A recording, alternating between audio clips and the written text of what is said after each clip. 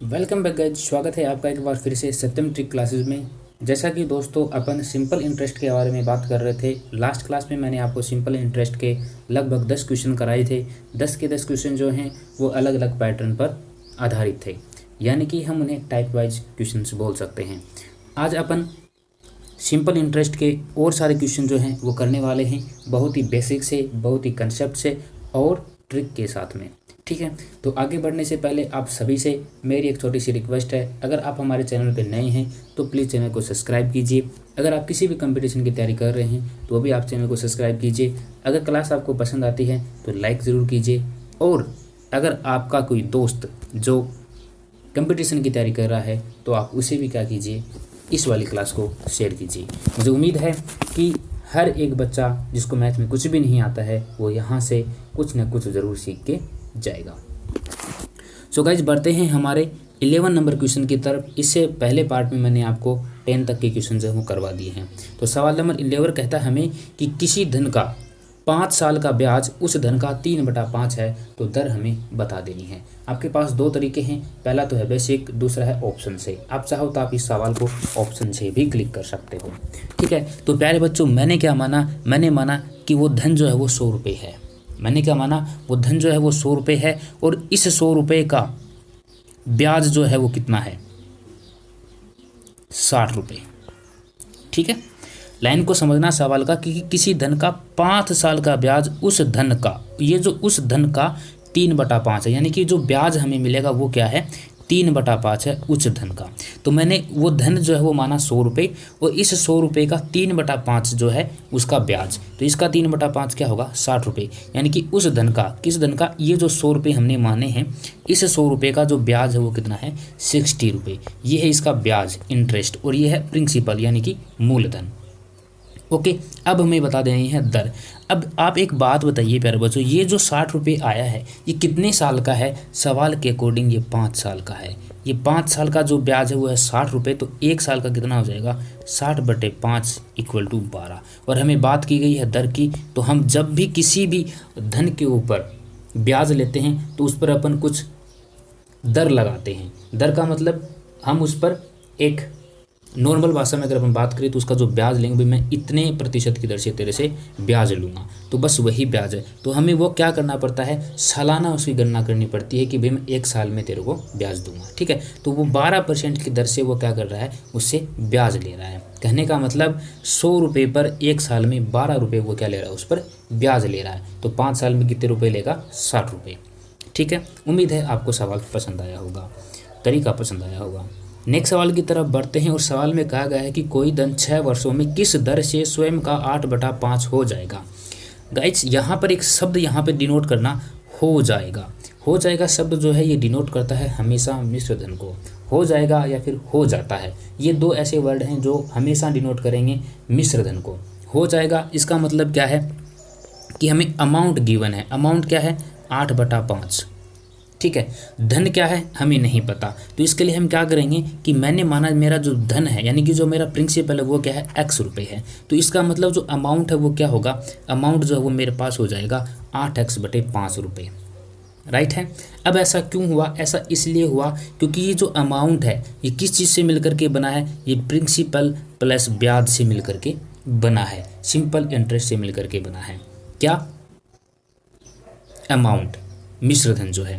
तो यहाँ पे मैंने देखो क्या माना, वापस देखना है सवाल को, ए यानी कि मिश्र धन जो है वो प्रिंसिपल और SI का क्या होता है, मिश्रण होता है। मैंने प्रिंसिपल x रुपये माना था, जबकि मेरे पास अमाउंट है वो क्या है, इस मूलधन का 5/8 है, सॉरी 8x/5 है, और मेरे को SI जो है वो बताना है। यहाँ से अगर मैं SI बताना चाहूँ, यहाँ से मैं अगर SI यानी कि मुझे बताना पड़ेगा कि मैंने कितना ब्याज लिया होगा, तब मुझे अमाउंट जो है वो 8x/5 मिला होगा। तो ये x इस साइड चला जाएगा तो ये माइनस हो जाएगा, और यहाँ से हम इसको लिख देंगे = में। ठीक है, यहाँ से अपन इसको सोल्व करेंगे तो अपने पास आएगा 3x/5, यानी कि ये हमारे पास आई है SI। SI मतलब ब्याज। ये जो x रुपये हमारा प्रिंसिपल था, जो मूलधन था, उस पर 3x रुपये हमें, 3x/5 रुपये हमें ब्याज मिला, और ब्याज मिलने के बाद में हमारा जो अमाउंट बना वो क्या बना, 8x/5 रुपये। आ गया समझ। सिंपल सा काम है। अब हमें क्या बताना है, दर बता देनी है। तो प्यारे बच्चों, मैंने आपको सिंपल इंटरेस्ट में बताया था PRT/100, ठीक है। ऐसा यानी सिंपल इंटरेस्ट हमें कितना मिला, 3x/5 रुपये मिला। P हमने x माना था, R हमें नहीं पता है, समय हमें 6 वर्ष दे रखा है, और बटा 100, राइट है। इसको थोड़ा सा सोल्व कर लेते हैं। तो यहाँ से आप देखोगे ये 6 इसके नीचे आ जाएगा, और लिख देता हूँ मैं थोड़ा सा सोल्व करके।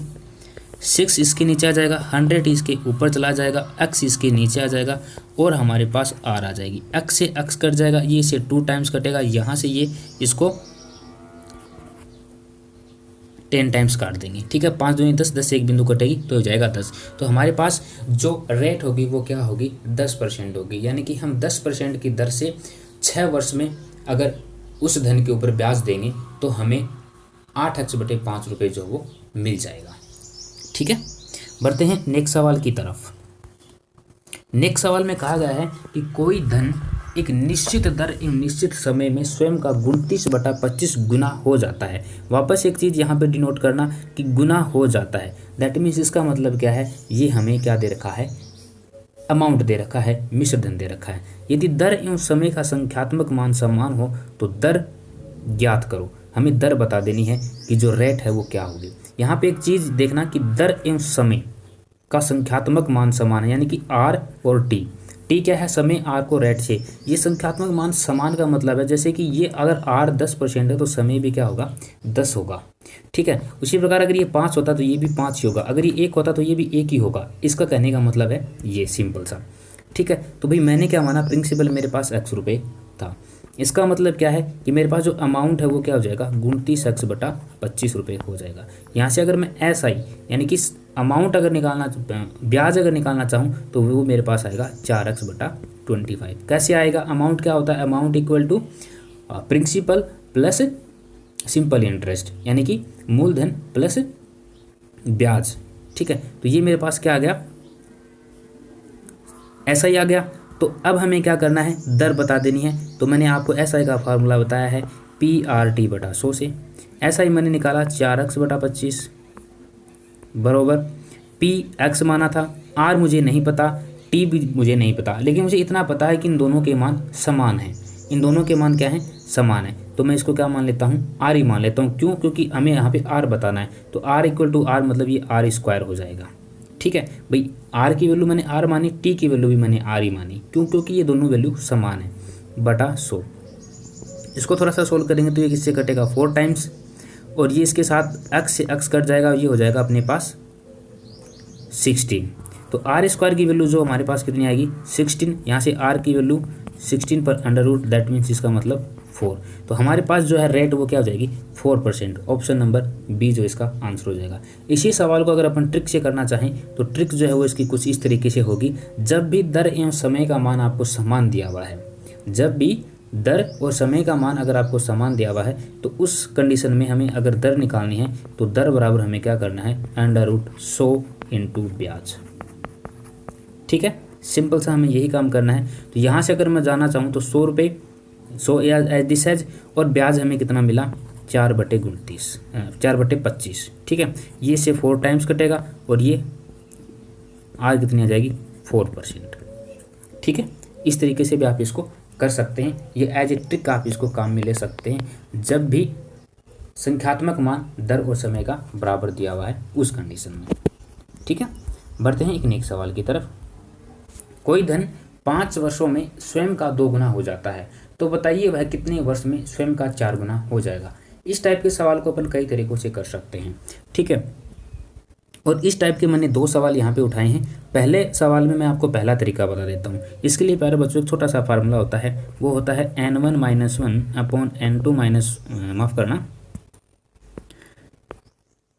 n1 - 1 अपॉन t1 बराबर n2 - 1 अपॉन t2, ठीक है। अब हमें यहाँ पे देखो क्या निकालना है।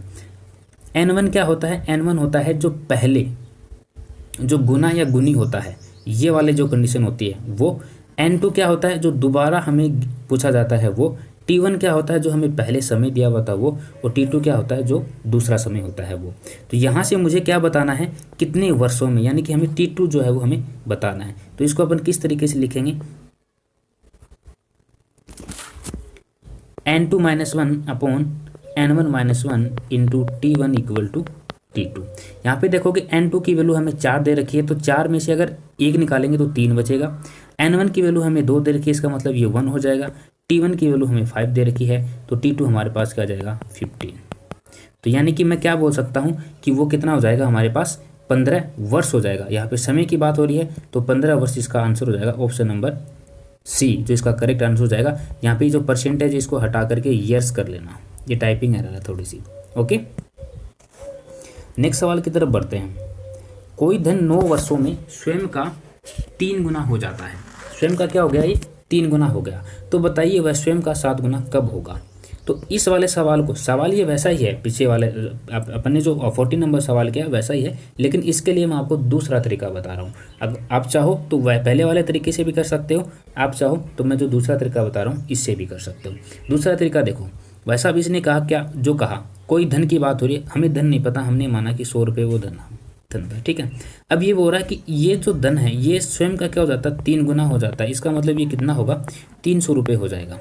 ओके, हुआ क्या, कितने वर्ष में हुआ 9 वर्षों में हुआ। तो यहाँ से देखो 100 रुपये था वो 300 रुपये हो गया। अभी हो गया तो मतलब ये क्या है, ये अमाउंट है, ये क्या था प्रिंसिपल था। तो यहाँ से अगर मैं बात करूँ इंटरेस्ट की, तो सिंपल इंटरेस्ट कितना आ जाएगा 300 माइनस 100 बराबर 200 रुपये, राइट है। यानी कि हमें 100 रुपये पर 200 रुपये ब्याज के साथ अगर मैं किसी से 100 रुपये लेता हूँ और मैं उसको क्या करता हूँ 9 वर्षों में वापस लौटाता हूँ, तो मुझे 200 रुपये उसको ब्याज के रूप में देना पड़ेगा और 100 रुपये मुझे उसको मूलधन देना पड़ेगा। और इस प्रकार से हमारा जो अमाउंट है वो कितना हो जाएगा 300 रुपये, पहली कंडीशन। ओके, दूसरी कंडीशन में क्या कहा है इसने कि बताइए वह स्वयं का 7 गुना कब होगा। यानी कि हमें उसको करना है 7 गुना इसका, तो 7 गुना करना तो मतलब ये 700 रुपये होगा। पहले 100 रुपये था, अब हम उसे कितना रुपये दे रहे हैं 700 रुपये। तो 100 रुपये हमने उससे लिए और दे रहे हैं हम उसे 700, कितना एक्स्ट्रा दे रहे हैं 600 रुपये। तो ये 600 रुपये क्या है आपका ब्याज है। दूसरे वाली कंडीशन में 600 रुपये आपका ब्याज है। पहली कंडीशन में जो हमें ब्याज मिला था वो क्या था 200 रुपये, कितने वर्षों में 9 वर्षों में, ठीक है। अब हमें दूसरी जो कंडीशन थी उसमें हमें 600 रुपये ब्याज मिला। तो 600 रुपये ब्याज मिला, 200 को किस संख्या से मल्टीप्लाई करूं कि वो 600 हो जाए, तो मैं इसको करूंगा 3 से मल्टीप्लाई। तो अगर मैं इसको इस साइड से 3 से मल्टीप्लाई कर रहा हूँ तो इसका मतलब मुझे इसको भी इस साइड से 3 से मल्टीप्लाई करना पड़ेगा। दैट मीन्स इसका मतलब क्या है 27। तो 27 वर्ष में वो धन क्या हो जाएगा 600 रुपये हो जाएगा। इसका मतलब क्या है कि हमें 27 वर्ष लगेंगे तब जाकर के वो 7 गुना होगा। अब यहाँ पे एक वर्ड है 7 गुना, मतलब ये 700 रुपये है तो 7 गुना करेंगे, ये वो ब्याज था, ये वो ब्याज है 600 रुपये। ओके, तो 27 वर्ष जो वो क्या हो जाएगा इसका आंसर हो जाएगा, ठीक है। इसी प्रकार अगर आप इसे पहले वाले सवाल को सोल्व करना चाहते हो इसी तरीके से तो इसको भी कर सकते हो। देखो कैसे करोगे,